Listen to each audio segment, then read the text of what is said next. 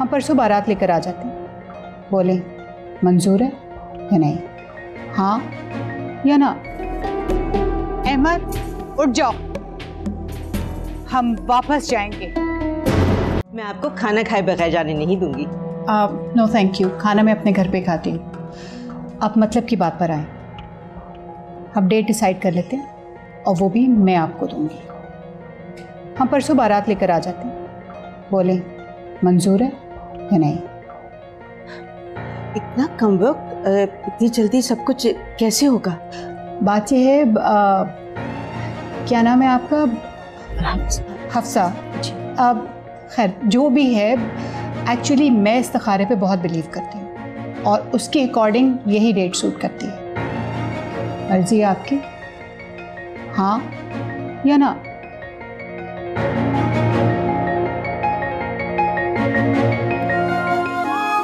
Fahad, Zaara, mom. हाँ कहाँ है यार सब? हम तो रेडी हैं। मॉम तैयार हो गई? पता नहीं यार। आ गई। मॉम कहाँ थी आप? देर हो रही है हम लोगों को। अब चलते हैं। एमर, मुझे बड़ा ऑकवर्ड सा लग रहा है। अब देखो ना, हमारा और उनका स्टेटस इतना फर्क है। शादी तो देखे वाले लोगों में करनी चाहिए। मेरी बात सुने, मुझे वो पसंद है, काफी नहीं।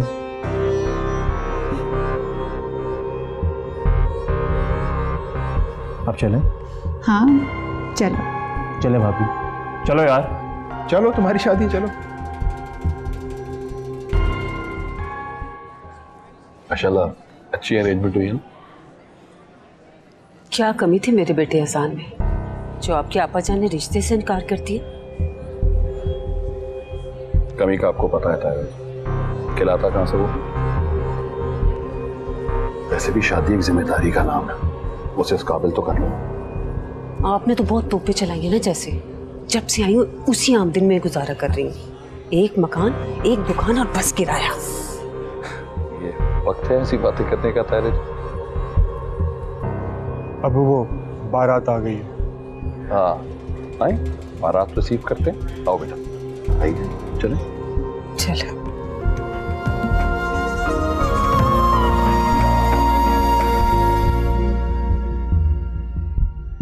देखो अमर, तुम शायद नहीं जानते, मैं बहुत पहले सारा की माँ को ज़बान दे चुकी हूँ। मैं फैसला कर चुका हूँ, शादी करूंगा तो सिर्फ और सिर्फ तवीर से।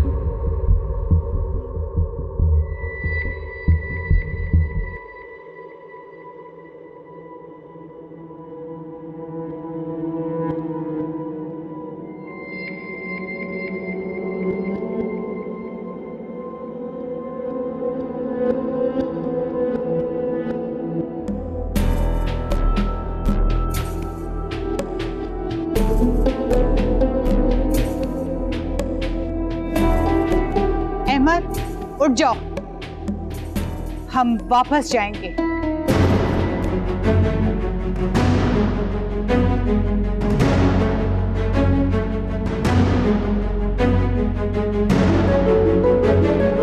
क्या बात है मामा, सब ठीक तो है? वाह बहन, क्या हुआ है? अहमर, मेरी बात सुनो आगे।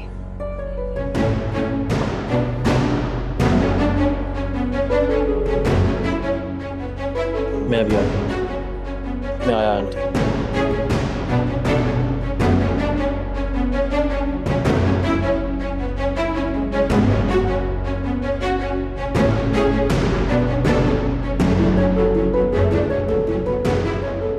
क्या बात है मामा, आप छोटी सी बात को लेकर नाराज हो रही हैं? छोटी सी बात है, इनकी औकात क्या है और इन्होंने ऐसा सोचा भी कैसे? मामा, ये वक्त औकात नापे का नहीं है। आप शायद भूल रही हैं, हम यहाँ बारात लेके आ चुके हैं, निकाह होने वाला है। आप प्लीज इस तरह की बातें मत करें। मुझे ऐसी बातें करनी पड़ेंगी। 20 लाख रुपए, do you realise is 2 million rupees Amar. और एक मेरी बात याद रखो, ये जो छोटे लोग होते हैं यही इस तरह की हरकतें करते हैं, बड़ी बड़ी रकमें हक महर के लिए लिखवा लेते हैं। खानदानी लोग कभी भी ऐसी हरकत नहीं करते। ये आपके बेटे का होने वाला ससुराल है और ताबीर आपकी होने वाली बहू, और इस तरह की गुफ्तगू उनके बारे में आपको जेब नहीं देती। और मैं तुम्हें बता रही हूँ अहमद, कल को ये लोग कोई नया तमाशा खड़ा करेंगे और फिर हमारे पर और हमारे खानदान की इज्जत पर धब्बा लग जाएगा। पता नहीं आप क्या सोच रही हैं और क्यों इस तरह की बातें कर रही हैं।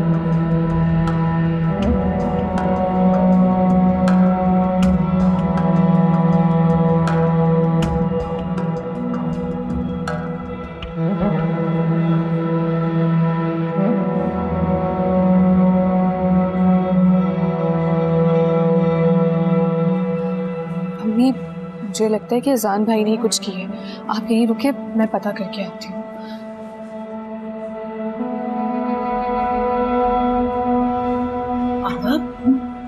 ये सब कुछ क्या हो रहा है? मुझे खुद कुछ समझ में नहीं आ रहा।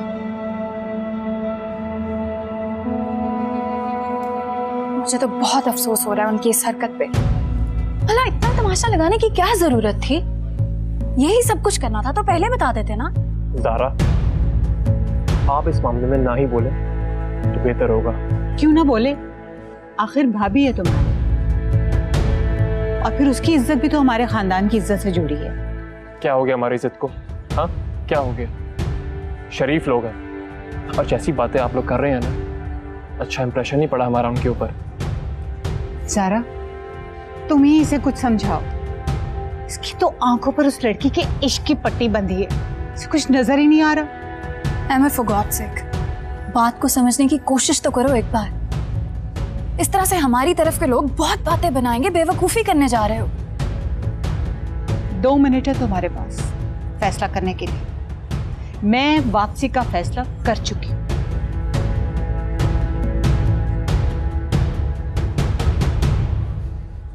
अम्मी, अजान भाई ने हक महर ज्यादा लिखवा दिए। क्या? इसलिए झगड़ा हो रहा है वहां पे।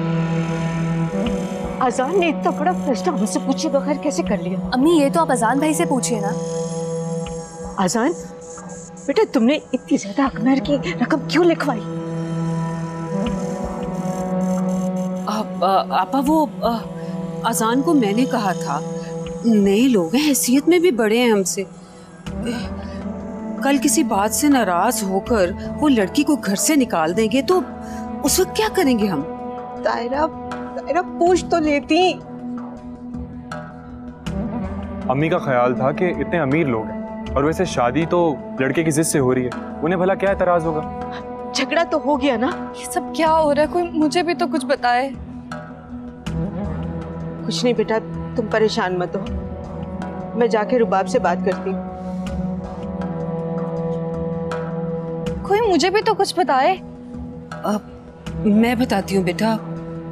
वो बात यह है कि